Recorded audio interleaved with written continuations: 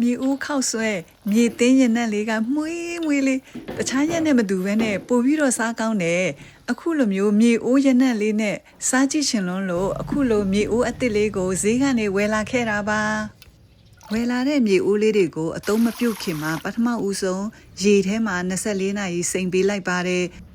အချိန်အကြာကြီးရေစိမ်ထားတာမို့လို့မြေအိုးတစ်ခုလုံးမှာရေဓာတ်တွေအလုံးအပြည့်အဝဆုပ်ယူနိုင်ထားတဲ့အတွက်ကြောင့်မလို့အိုးလေးကပို့ပြီးတော့မှခိုင်ခန့်စေပါတယ်ရေစိမ်ထားတဲ့အိုးလေးကိုအချောက်ခံထားတာပါအခုမီးဖို့ပေါ်တင်မှာမို့လို့သူ့ရဲ့အောက်ခြေမှာရေလေးတွေစိုးနေမှာဆိုလို့အချောက်တုပ်ပေးလိုက်ပါတယ်တကယ်လို့ရေစိုးအတိုင်းတင်လိုက်မယ်ဆိုရင်အိုးလေးကအဲ့သွားတတ်လို့ပါ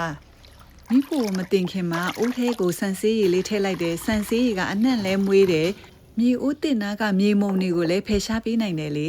မီးကိုလည်းအေးဆုံးထားရမယ်မီးပြင်းလွန်းရင်လည်းအိုးကွဲတတ်ပါတယ်အခုဆိုရင်မီးအေးလေးနဲ့ပဲသူ့ကိုပထမဦးဆုံးတည်လိုက်ပါတယ်မိနစ်20လောက်ကြာတဲ့အချိန်မှာတော့အိုးလေးကအခုလိုမျိုးရေလေးတွေအငွေ့တက်ပြီးတော့မှနည်းနည်းလေးပွက်လာပါပြီမိနစ်20လောက်တည်ထားတယ်ဆိုရင်တော့မီးဖိုကနေချလို့ရပါပြီနော်အရန်ကြာလို့ရင်လည်းမကောင်းဘူးလေ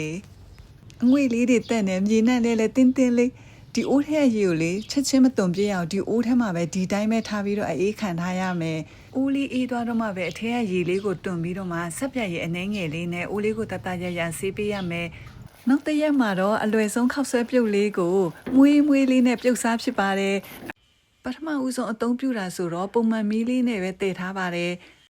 မြေတင်းရနံ့လေးရလဲလေမွေးလေးမီးပိတ်လိုက်ပေမဲ့လေသူ့ရဲ့ပွက်နေတာလေးကလေကြာရှည်ခံတယ်နောက်ပိုင်းမှာလည်းဒီမြေအိုးလေးနဲ့ကျက်စွပ်ပဲဖြစ်ဖြစ်စိတ်သားနဲ့ကြက်သားနဲ့အဲ့ဒါလေးတွေကိုလည်းလှုပ်ရှားလို့ရပါတယ်နော်တတိပေးချင်းတာလေးတစ်ခုကတော့မြေအိုးကိုဘယ်ချိန်မှဖြစ်အသုံးပြုတော့မယ်ဆိုရင်မီးအေးလေးနဲ့ပဲအသုံးပြုပါ